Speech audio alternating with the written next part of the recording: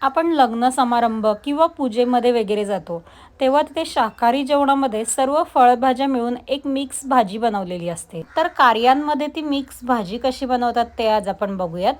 सर्वात आधी पातेल्यामध्ये तेल घालायचं, त्यामध्ये तेजपान घालून घ्यायचं. त्यानंतर फोडणीसाठी मोहरी, जिरे घालायचं. मग आपण यामध्ये चिरलेला कांदा घालून घ्यायचा. कांदा घातल्यानंतर किंवा कांदा घालायच्या आधी लगेचच यामध्ये आपल्याला कढीपत्ता घालून घ्यायचा आहे.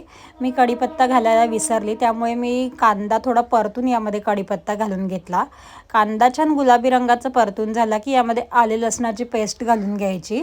पेस्टची छान वास जाईपर्यंत परतून घ्यायची. मग आपण यामध्ये सर्व मसाले घालून घ्यायचे आहेत. इथे मी हळद घातलेली आहे आणि आमचा घरगुती आगरी मसाला घातला आहे. आपला जो कोणता घरगुती मसाला असेल तो आपण घालू शकतो. त्यानंतर धणे पावडर, जिरे पावडर घालायची आणि सर्व मसाले मंद आचेवर एकजीव करून घ्यायचे. त्यानंतर आपण यामध्ये चिरलेला टोमॅटो घालून घ्यायचा आहे. टोमॅटोही मसाल्यांमध्ये एकजीव करून घ्यायचा. मग आपण यामध्ये सर्व धुतलेल्या भाज्या घालून घ्यायच्या. भाज्यांमध्ये मी इथे फ्लॉवर, वाटाणा, गाजर, बटाटा आणि फरसबी घेतलेली आहे.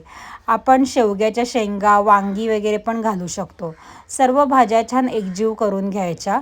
मग आपल्याला पातेल्यावर झाकण ठेवायचं आहे आणि आपल्याला भाजीमध्ये लगेच पाणी नाही घालायचं.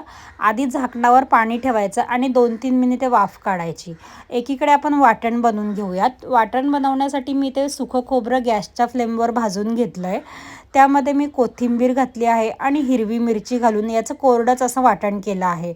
तर आता आपण पातेल्यावरचं झाकण काढून घ्यायचं आणि झाकणावर जे पाणी ठेवलं आहे ते पाणी गरम झालेलं असतं, तेच पाणी आपल्याला भाजीमध्ये घालायचं आहे. त्यानंतर आपण यामध्ये तयार केलेलं वाटण घालून घ्यायचं. वाटण आपल्याला किती हवं आहे त्यानुसार घालायचं आणि मग चवीनुसार मीठ घालून घ्यायचं. सर्व छान आपण एकजीव करून घ्यायचं आहे. त्यानंतर आपण पुन्हा पातेल्यावर झाकण ठेवायचं आणि आपली भाजी जी आहे ती 15 ते 20 मिनिटे छान शिजू द्यायची. मध्ये 5-5 मिनिटांनी भाजी ढवळून घ्यायची आहे, जेणेकरून ती खाली लागायला नको आणि पाणी कमी पडलं तर तेही थोडंसं घालू शकतो. आता मी यामध्ये हाताने क्रश करून कसुरी मेथी घालून घेतलेली आहे आणि अर्धा चमचा गरम मसाला पावडर घालायची आहे. सर्व व्यवस्थित एकजीव करून घ्यायचं आहे आणि भाजी आता आपल्याला फक्त शेवटचे 2 ते 3 मिनिटे शिजून घ्यायची आहे. आपली फ्लॉवर, वाटाणा, बटाटाची मिक्स भाजी तयार झालेली आहे. वरून बारीक चिरलेली कोथिंबीर घालून घ्यायची. बघा मस्त चमचमीत अशी आपली मिक्स भाजी तयार झालेली आहे. अगदी आपण कार्यांमध्ये खातो ना, सेम तशीच बनते. तर तुम्हीही आपल्या या भाजीची रेसिपी नक्की ट्राय करा आणि तुम्हाला आपली रेसिपी आवडली असेल तर आपल्या व्हिडिओला लाईक करा, चॅनलला